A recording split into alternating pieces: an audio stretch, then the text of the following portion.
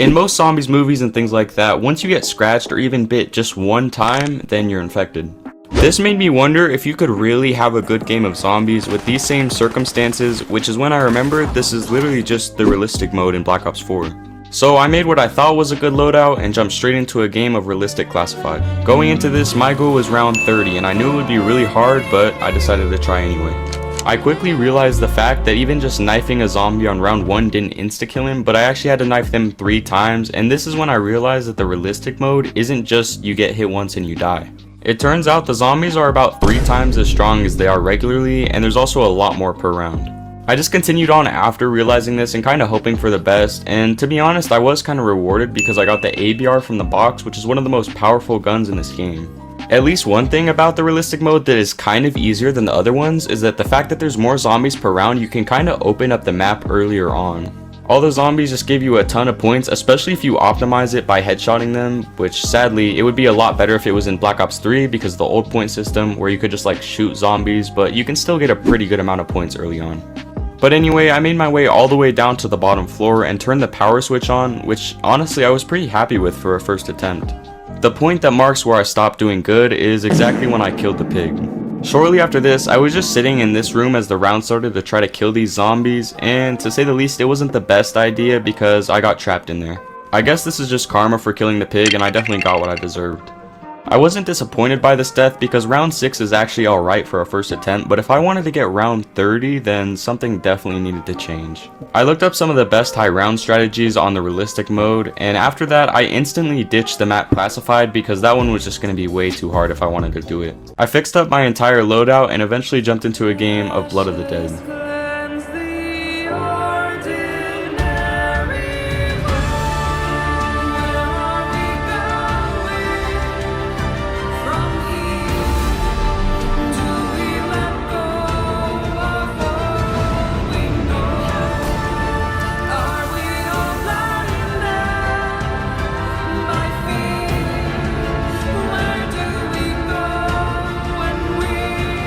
I was off to a pretty good start with me getting a double points on round 2, but I knew that there was going to be maybe one issue with playing this map. And that one issue is definitely the catwalk. Now I didn't do it in a long time, but I just remember that it gets pretty hectic because of just the sheer amount of zombies that spawn. But I found if you just take it slow and slowly move up that the zombies don't come behind you, so it's actually pretty easy to just shoot the zombies in front of you because you have plenty of space to just back up if they get a little too close. The key to doing this is just taking your time. Have all the time in the world. Okay, I almost just died. Yeah, looking back on it, I probably shouldn't have picked a shotgun for this. I'm just gonna use my specialist for now because there's a lot of zombies here. It definitely got a little bit more chaotic when the dogs started spawning and Brutus was doing all this stuff, but I was still fine in the end. I made my way down the tunnels mainly to grab this shield part right here because the shield is actually probably the most important thing in this entire game. This is simply because of my soda perk, which is Victorious Tortoise, and if you don't know what that does, basically when you have your shield out, you're just immune to taking damage from all sides. Now that sounds very good, and it is, but the only issue is that when you have it out and there's a ton of zombies attacking you from each side, then it's gonna break super fast. Even still though, on the early rounds my main priority is basically just to get Dying Wish so I don't insta down, and also to get the shield. I eventually got the power on, which is guaranteed to spawn a Brutus, which is actually a good thing because he's gonna drop our very last shield part. I then went ahead and bought Dying Wish, and from now on I just stayed down here because there's a really good camping spot and it's basically the safest way to get some points. But as you can see, we're only on round 7 here, and some of the zombies are taking an insane amount of bullets and even like wraith fires to kill because the 3 times health is really no joke on this. That's why I decided to get out of this spot as soon as possible now that I had all the points that I needed. I went around the map just opening a whole bunch of doors and also buying all my perks, and I would be lying if I said I didn't almost die a few times. Now that I had all the perks from the actual prison side of the map, I went back to the new industries and built the shield, and I also bought my brew perk, which is Time Slip. After doing all of this, I could finally relax just a little bit, but I still had to do things like upgrade the Blundergat in order to deal with the Brutus.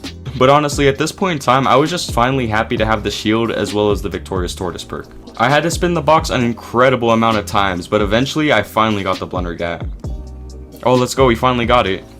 About time, I swear I just spun it like 30 times. We also got it in the perfect location because this house, we can just upgrade it right here. But I decided against upgrading it right then and there because I didn't have my ultimate ready, and doing that and getting trapped in the warden's house without your special ability is basically just a death wish. So I went back into the strategy, which I would continue to do throughout the entire game, and this strategy for the realistic mode is actually just the same as it is for regularly playing too. Basically what you do is you come in this room and activate the trap as soon as you start seeing zombies spawn in. Then you just want to sit in this corner with your shield out and suck up as many zombie souls as you can. Once the trap inevitably stops, you want to just kind of train the zombies around in this room, maybe sucking up a few more souls, and then just as soon as you have a full horde, you want to use your shield blast on them. And then once you've done all that, the trap should be ready to be used again, and that's kind of because of time slip, and that's why that's a necessary perk to use. But once my special ability was ready again, I put my Blundergat in the fire and kind of just prepared for the worst.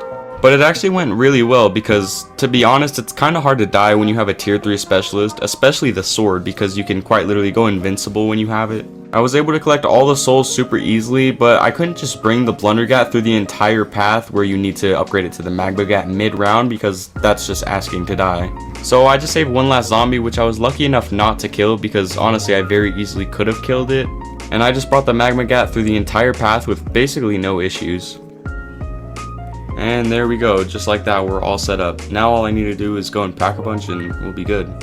But looking back on it, I actually wasn't fully set up because there was one thing missing, and that is the upgraded shield. Now, I didn't realize how important it was at the time, but when these realistic zombies hit your shield, it does a crazy amount of damage to it. And I mean, when you're holding out your shield with Victorious Tortoise and they just start hitting it from all angles, it basically can break instantly.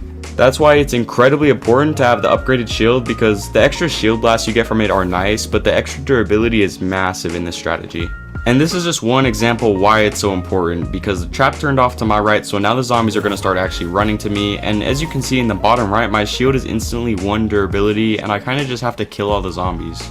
Luckily enough, I got this nuke while I was in this corner, so I was able to safely just grab that and go pick up a new shield. The round after that didn't go as smoothly though, and that's mainly because the Brutus has spawned in. I didn't even know this was a thing until this game, or if it's just maybe on realistic mode, but apparently even on solo, multiple Brutuses can spawn into the map per round and even at once. As soon as he spawned in, he just shut off the trap, basically ruining the entire strategy, and I kinda just went into panic mode.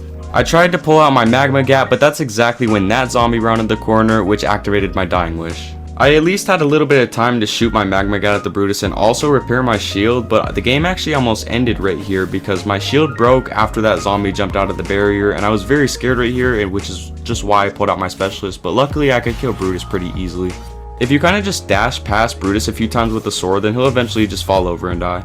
After that chaos, I could kind of return to doing this strategy normally, but that kind of represented the problem of I just did not know what to do when the Brutuses spawned. I kind of tried to spam my Magmagat at them, but sometimes they just didn't die.